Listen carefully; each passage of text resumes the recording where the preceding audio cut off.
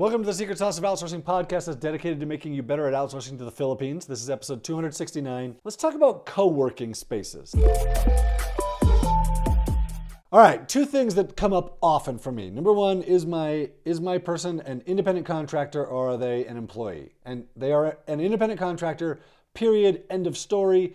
The Philippines government will not allow you to classify them as an employee. So with what we're going to talk about next, which is setting up shop in the Philippines, you cannot classify this person as an employee unless you have a legal entity in the Philippines, which is my second point for this podcast. So often people ask me, how do I set up shop in the Philippines? They ask me for advice, and my advice is don't set up shop in the Philippines. Number one, it's really, really hard.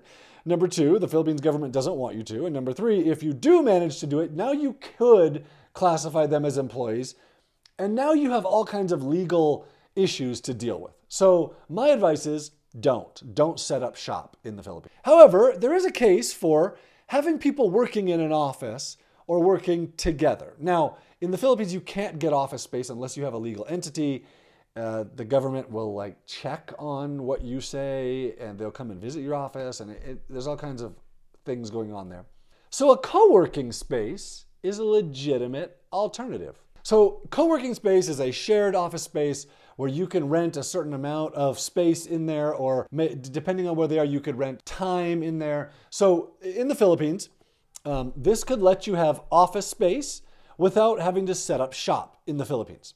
Also, most co-working spaces in the Philippines have fiber internet, so internet's going to be really, really fast. They have backups and they have a generator, which means that blackouts and internet outages and power outages are much less likely if you're using a co-working space. Also, most co-working spaces have air conditioning, so your OFS is going to be more comfortable working in a co-working space than working at home, most likely. OFS even use co-working spaces as an alternative to their home office. Like they go there if there's a blackout, or if it's a super, super hot day, they might go to work in the air conditioning. And if your OFS team all live in the same place, setting up a co-working space might be a really, really good idea for them.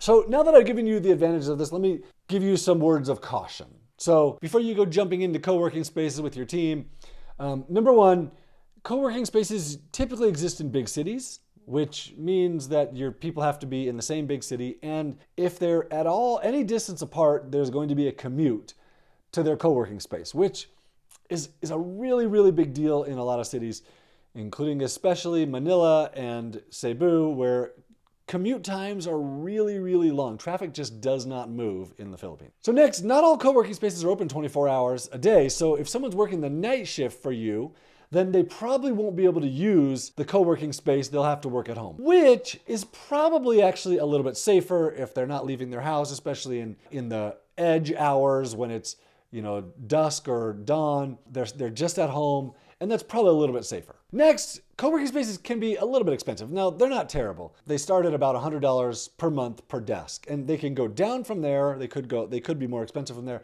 If you're buying more than one desk, you can go down from there. And then it's also more expensive for your OFS, who they're going to have to pay to get there. They're going to have to buy outside food rather than just eating at home. They might have to buy other clothes to work there. There's just more costs involved for your OFS when they start going out of the home. So if you're looking to set up shop in the Philippines, if you have a real legitimate reason for doing it, a co-working space is a really good alternative to actually setting up a legal entity in the Philippines. Now, one thing to take note of.